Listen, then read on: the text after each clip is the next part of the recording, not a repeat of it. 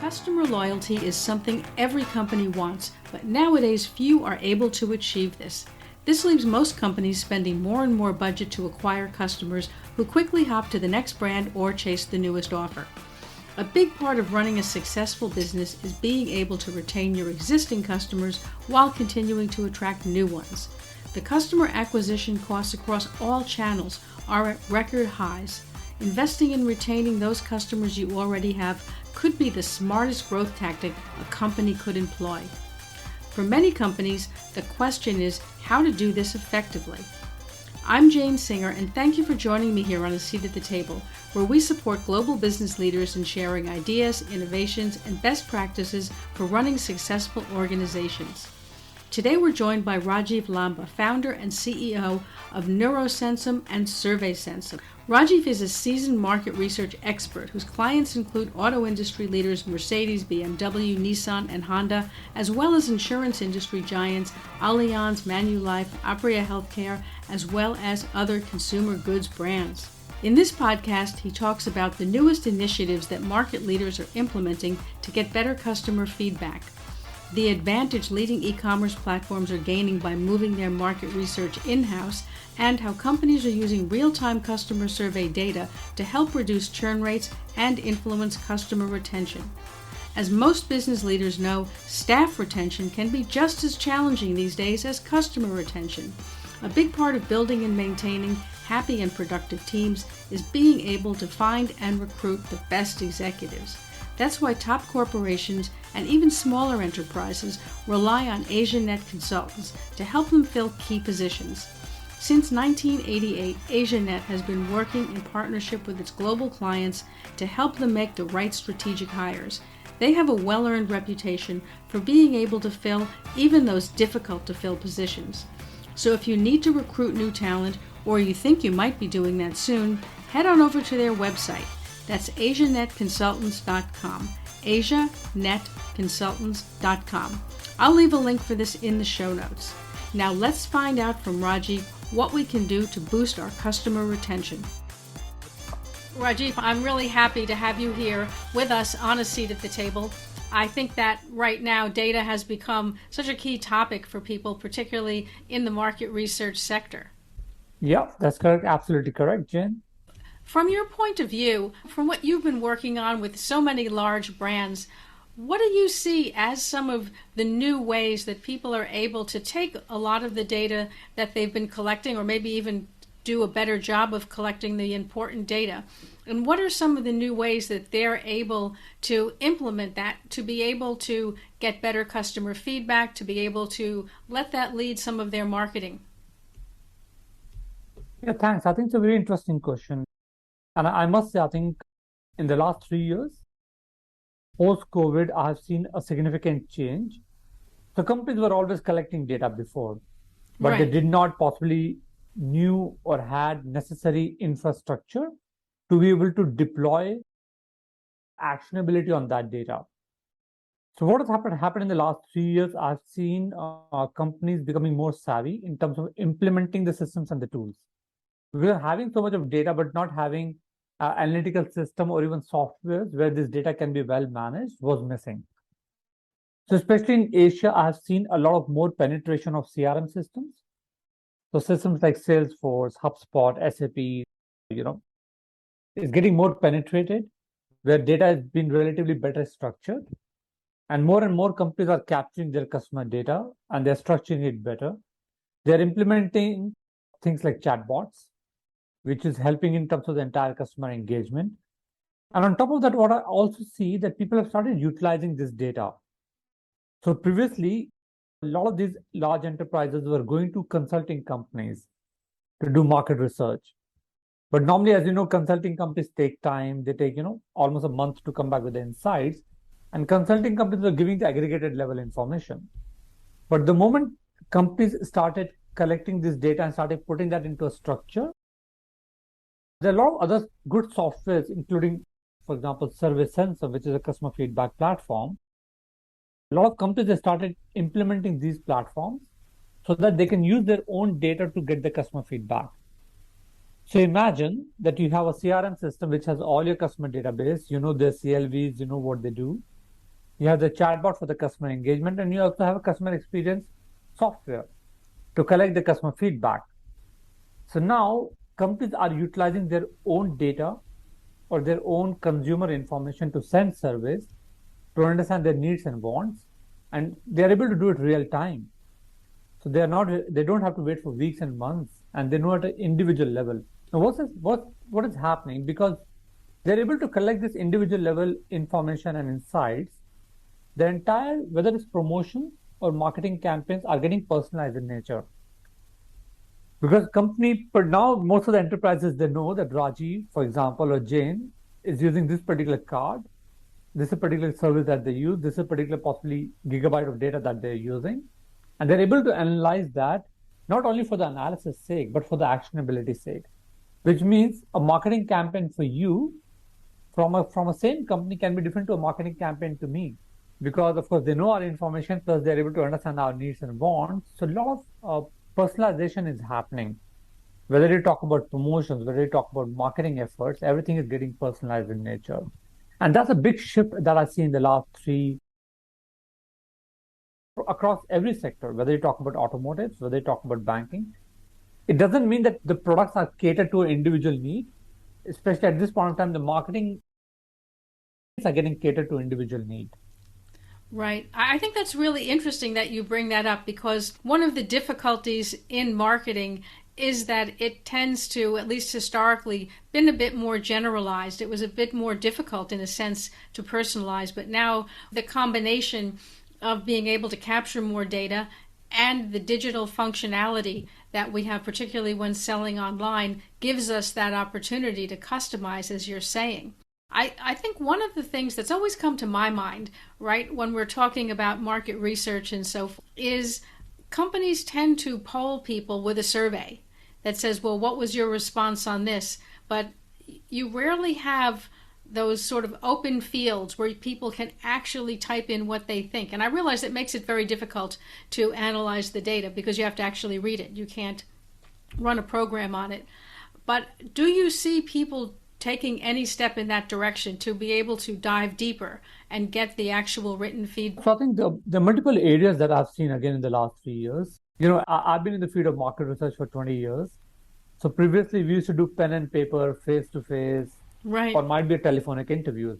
Now those interviews are very intrusive in nature. Without taking a permission, I'll suddenly call Jane. Jane, you just purchased a Mercedes from our showroom. Can you give me a feedback?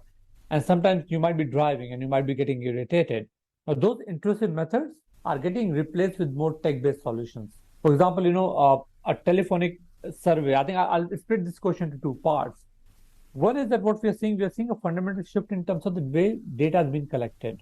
Okay. So telephonic surveys, face-to-face surveys are slowly going away.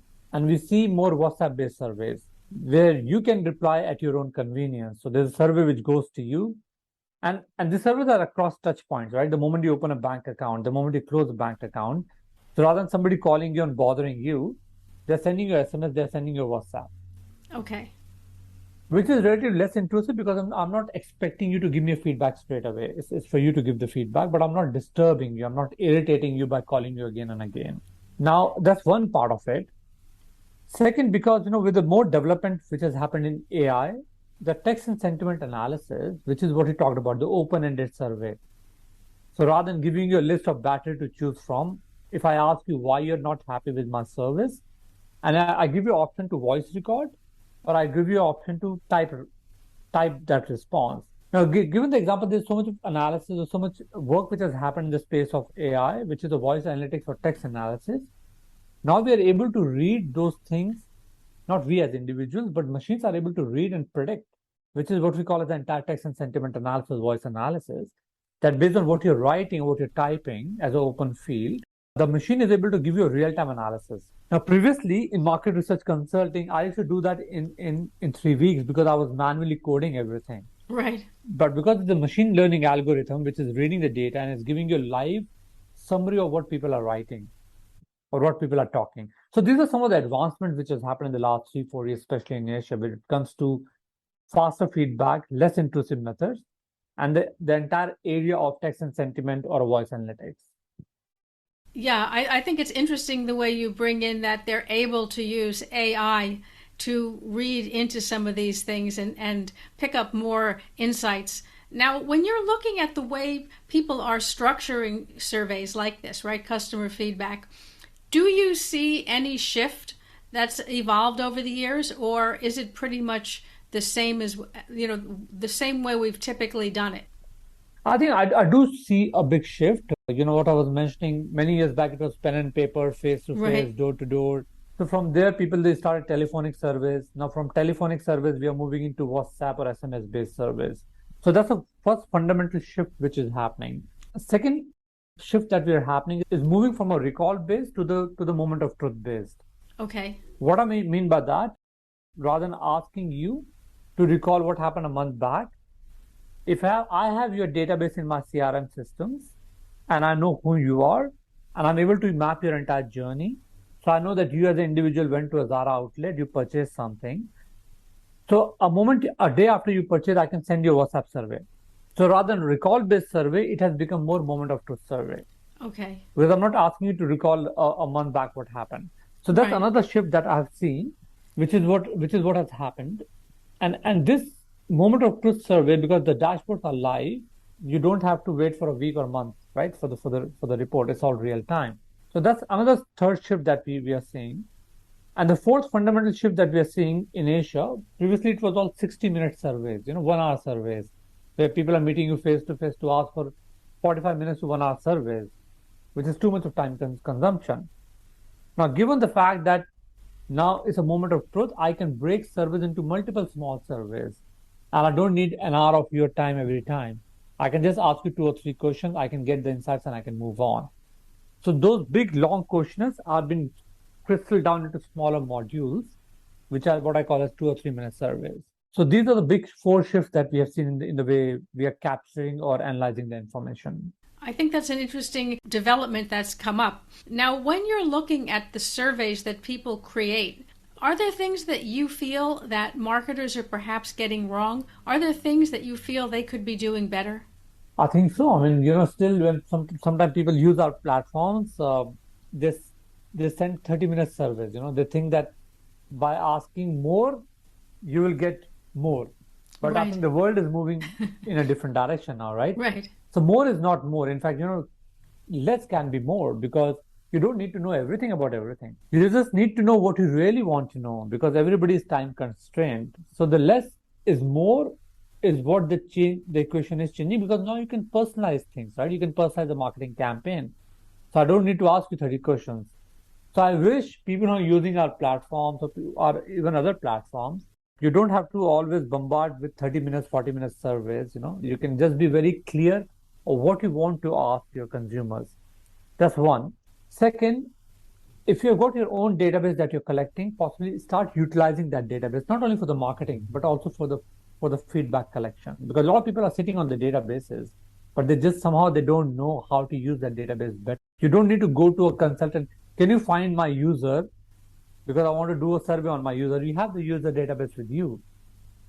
Yeah, so you can utilize that database. So that's what I wish marketers can do better. Yeah, I think that makes a lot of sense. I mean, if I'm understanding you correctly, you're saying that rather than try to come up with a list of so many questions for your survey, that you need to think more strategically and develop a question or multiple questions that really will dive deep into what that consumer wants. Yeah, absolutely. That's exactly what it is. Yeah. Now, in Southeast Asia, like in most of the world, loyalty has become a very challenging thing for both online and offline, really. What, from your experience, do you see leading brands doing to try to retain customers, to try to cut back on that, miserable churn, that margin killing churn?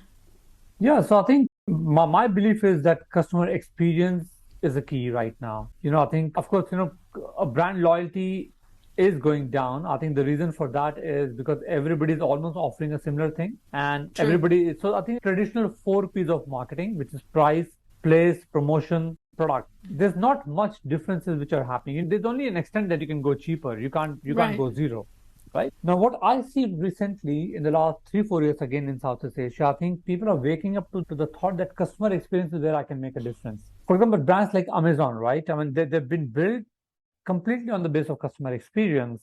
So those are some of the leading indicators that companies like Amazon has set as a benchmark that, everything else is important, but customer experience is at the center right now. And I think in India, I do see a lot of delivery companies are doing the same thing.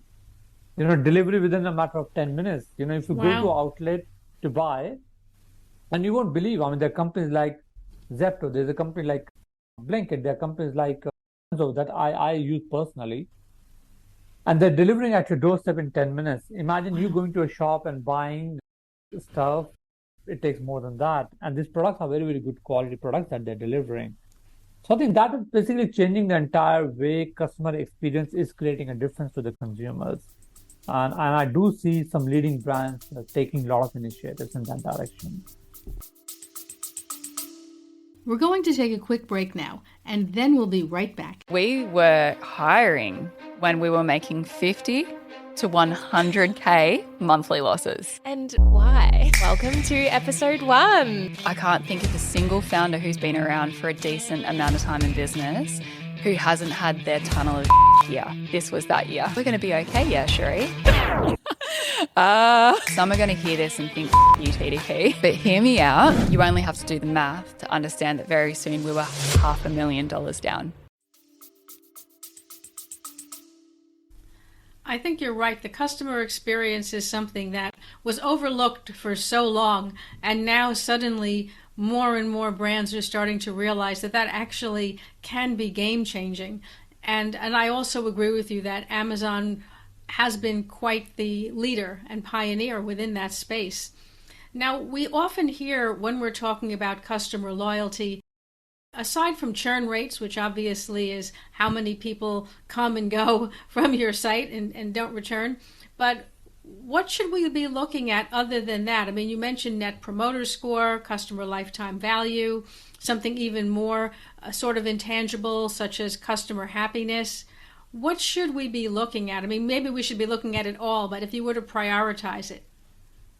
So see, normally, what we always recommend to our clients, I think Net Promoter Score is a metric that everybody loves. Right. That I think that everybody should be measuring. But again, I think it's not about measuring at an overall level. I think it's breaking it down at a journey level. Okay. So mapping, that's where the CX program comes in. So mapping your customer and their journey. Let's take an example of a car.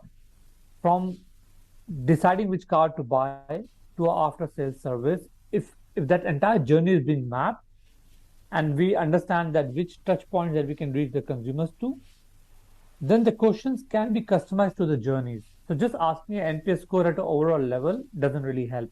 But once you understand that across touch points, then you really get the insights. Right. That in which part of the journey am I leaking, right? So if my bucket is leaking, is it at which touch point, at which particular journey that I need to improve on? So that's something that we recommend our clients to talk about. I think which is going and understanding what exactly is the pain point that I'm trying to solve, at which journey touch point that I want to evaluate myself and putting a KPI against it. And those KPIs can be multiple. They can either be NPS, or they can be even as simple as customer effort score. For example, if you're in a space of top-up cards, which is data packages, is your data package easy to install? Right? How much effort that consumers have to do to get your connection activated? So people can call it as a CES, which is the customer effort score. Right. So depending upon the touch point and the journey and what you want to evaluate, it can be an NPS, it can be customer happiness, it can be customer effort score. That's what we normally recommend our clients to do and understand. And that's why we have the entire CX programs to help them build. Okay.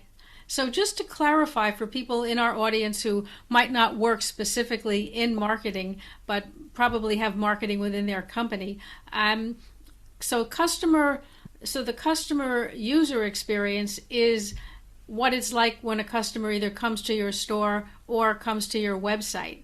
And then the customer effort would be how difficult it is, for example, for them to, like you said, set up an account or whatnot. Is that correct? Yeah. Yeah, that's correct. Yeah. And what about Net Promoter Score? Perhaps you could just briefly explain that. So see, Net Promoter Score is a very simple question, which is a rating scale, which basically Okay. asks you that how likely you're there to recommend this brand. Whether it's a likeliness to recommend a particular brand Right. or a service. But again, as I said, my guideline to clients is just do not ask at an overall level. Because at an overall level, you might get a net promoter score of 60, Right. but might be in a particular journey or a touch point, you might be a bit weak.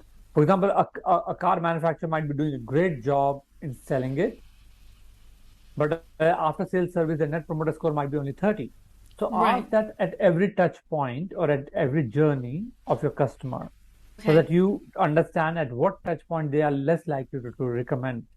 So might be for after sales service, they might not recommend you. But when it comes to pre-sales, you might be brilliant. I think that makes a lot of sense. And I think you're right. There are different steps along the journey and people do overlook that. I mean, my experience having received surveys after sales or after customer service surveys, you do start to become aware of the fact that how they're conducted, so to speak, and what they're asking you.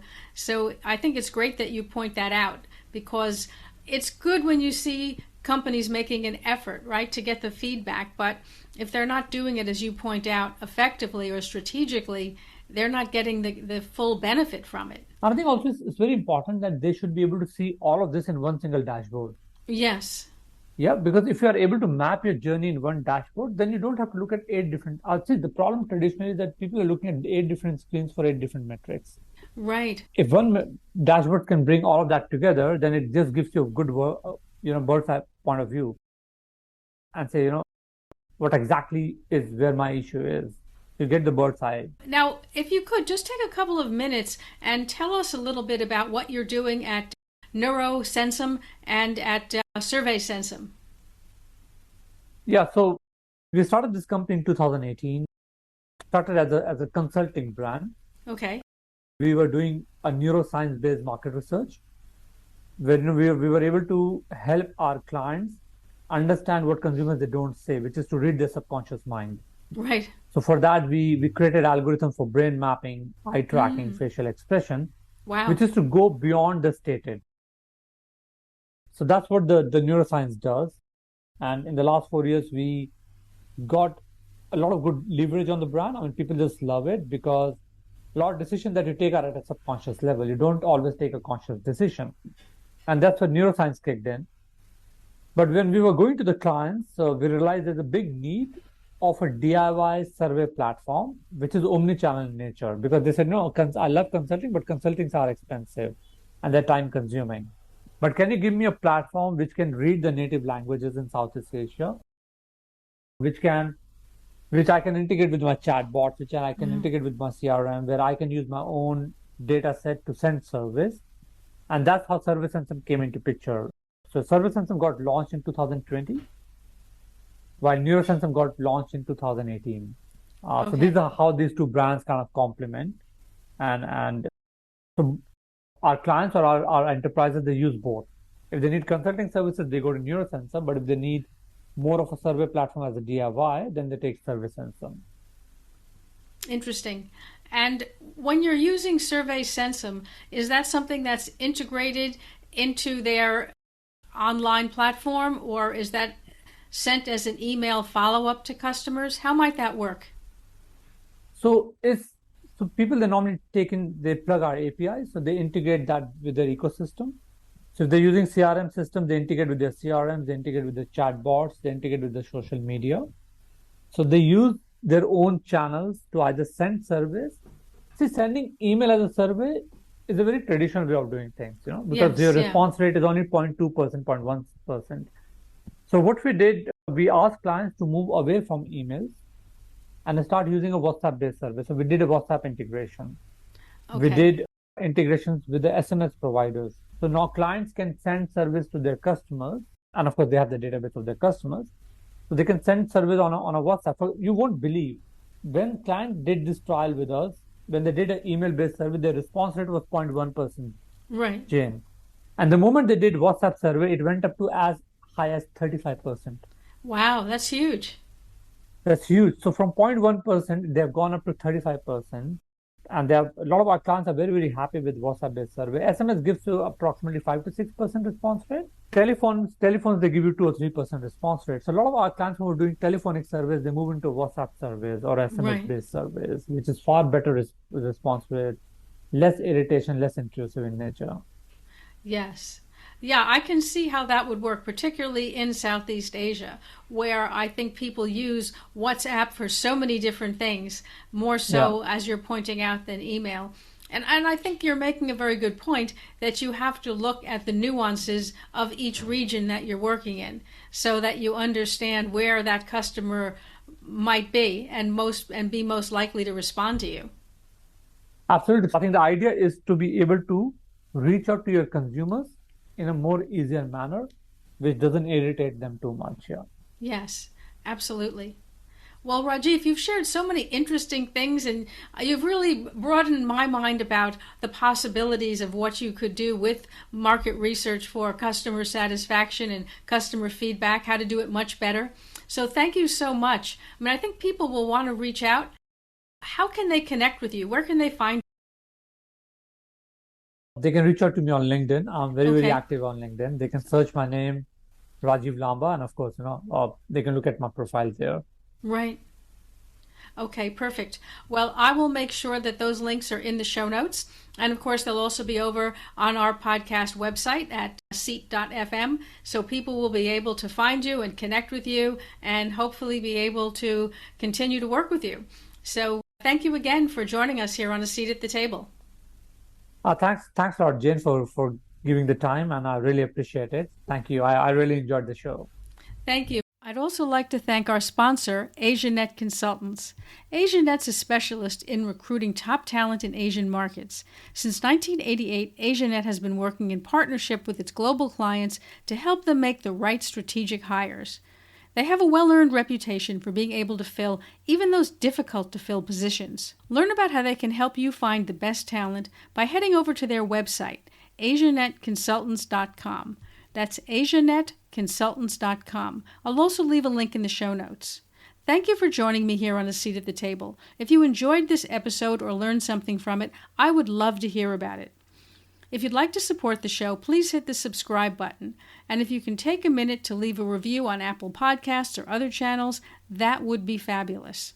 Don't forget to check out our podcast website, seatpodcast.com. That's SEAT podcast.com. If there's something you'd like to share, ideas, suggestions, or comments, please feel free to reach out. I would love to hear from you.